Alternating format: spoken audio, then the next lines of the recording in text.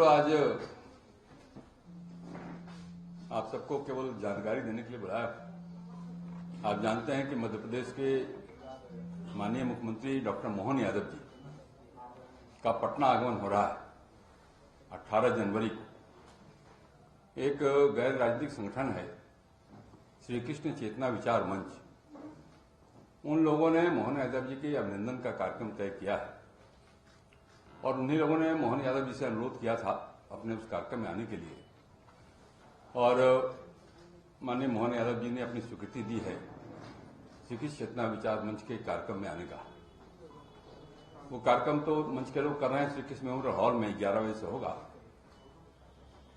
लेकिन हम सबके लिए, भारतीय जनता पार्टी के सभी कार्यकर्ताओं के लिए एक अवसर था 3 राज्यों के इस विजय रथ को आगे बढ़ाने के बाद उन तीनों राज्यों में से किसी एक राज्य का मुख्यमंत्री पटना आ रहे हैं, बिहार आ रहे हूं, इस सबके लिए, हम सबके लिए हर्ष का विषय था। और हम लोगों ने उनसे आग्रह किया कि जब आप उस विचार श्री कृष्ण चेतना विचार मंच के कार्यक्रम में आ रहे हैं तो हम लोग के साथ भी आपकी वार्ता हो, पार्टी के कार्यकर्ताओं के साथ भी आपकी बैठक हो, और हम लोगों ने उनको पार्टी कार्यालय आने का भी आग्रह किया है। तो माननीय मोहन यादव जी 11 बजे एयरपोर्ट पे आएंगे, वहां भारतीय जनता पार्टी के कार्यकर्ताओं का स्वागत करेंगे और कृष्ण मेमोरियल हॉल वहां से सीधे जाएंगे और श्री कृष्ण चेतना विचार मंच के कार्यक्रम के सम्मान समारोह के कार्यक्रम के बाद वो सीधे भारतीय जनता पार्टी के प्रदेश कार्यालय में आएंगे और प्रदेश कार्यालय में पार्टी के पदाधिकारी और प्रमुख लोगों के साथ यहां बैठक करेंगे और यहां के कार्यक्रम की समाप्ति के बाद 4:30 बजे वो इस्कॉन मंदिर जाएंगे और इस्कॉन मंदिर में पूजा करने के बाद वो यहां से वापस भोपाल जाएंगे। डॉक्टर मोहन यादव जी के मुख्यमंत्री बनने के बाद बिहार में, विशेष करके यादव समाज में तो बड़ी उत्साह की लहर है। उन सबको लगता है कि इतने बड़े राज्य का मुख्यमंत्री हमारे समाज का व्यक्ति बना है, और सबसे ज्यादा प्रसन्नता इस बात से हो रही है कि आज देश में जितने भी मुख्यमंत्री हैं, केवल समाज की बात नहीं कर रहा हूं, जितने भी मुख्यमंत्री हैं, 30 राज्य की बात कर रहा हूं, सभी राज्यों के मुख्यमंत्री में सबसे ज्यादा योग्यता प्राप्त मुख्यमंत्री अगर कोई है, डिग्रीधारी कोई मुख्यमंत्री है, तो डॉक्टर मोहन यादव है। आपकी जानकारी के लिए ये बीएससी हैं, एमए हैं, एमबीए हैं, पीएचडी हैं, एलएलबी हैं। इतनी योग्यता देश के किसी भी मुख्यमंत्री के पास आज के डेट में नहीं है। तो समाज के अंदर प्रसन्नता की लहर है और बड़े पैमाने पे लोग उत्साहित हैं और मुझे लगता है कि बहुत सारे लोग उनका अभिनंदन करना चाहेंगे, स्वागत करना चाहेंगे। हम सब उन सबका, जिनके अंदर उत्साह का संचार हुआ है, हम उनको प्रति आभार प्रकट करते हैं और हम उम्मीद करते हैं कि कार्यक्रम बड़ा प्रभावी होगा। उनके आगमन से भारतीय जनता पार्टी बिहार प्रदेश और विशेष करके यादव समाज आनंदित महसूस कर रहा है और जो संकल्प उनका है, और विशेष करके वो सब लोग माननीय नरेंद्र मोदी को धन्यवाद दे रहे हैं कि नरेंद्र मोदी जी ने सर्वाधिक योग्यता प्राप्त व्यक्ति, हमारे समाज के व्यक्ति को मध्य प्रदेश का मुख्यमंत्री बनाया है। इस कार्यक्रम की सूचना आपको देनी थी। बाकी रामकृपाल जी, बाकी आप कुछ पूछना चाहें? सर, एक अभी बड़ी खबर आ रही है, इंडिया गठबंधन की वर्चुअल बैठक खत्म हो गई है। मना कर दिया है, कुमार ने संयोजक बनने से मना कर दिया है। नीतीश ने कहा है कि कांग्रेस नहीं संयोजक बने और अखिलेश ममता से इस पर सलाह ली जाए। आज क्या कार्यक्रम मोहन यादव जी के कार्यक्रम के बारे में था, मैंने आपको बताया, और हम सब तो आपके लिए हमेशा उपलब्ध हैं। उसकी टिप्पणी अलग से करेंगे। मोहन यादव जी के कार्यक्रम के बारे में कोई और चीज पूछना हो आप पूछ सकते हैं। जैसा कि आदरणीय नंद किशोर जी ने आप सब लोगों को विधिवत जो कार्यक्रम की रूपरेखा है मोहन यादव जी का आने का, समाज के एक संगठन के माध्यम से उनका स्वागत किया जा रहा है। तो मैं ये बताऊं कि जिस दिन मोहन यादव जी का नाम घोषित किया गया, मैं बिल्कुल सही बता रहा हूं, लोकसभा चल रहा था और ये इंफॉर्मेशन एक नहीं 5-5 सांसद जो दूसरे प्रदेश के थे और हमारे समाज से बाहर के थे, उनका जो उत्साह था, उनका जो वो भाव था, वो देखने को मिला। तो ठीक ही कहा आदरणीय नंदकिशोर जी ने कि भारतीय जनता पार्टी के कार्यकर्ता, साधारण कार्यकर्ता, इसके पिता भी मुख्यमंत्री नहीं थे, नेता नहीं थे, ये साहस किसी ने दिखाया है और बड़ा दिल करके दिखाया है, तो है भारतीय जनता पार्टी, नरेंद्र मोदी जी, जो ने एक साधारण कार्यकर्ता को मुख्यमंत्री के पद पर और प्रतिष्ठित करने का काम किया है।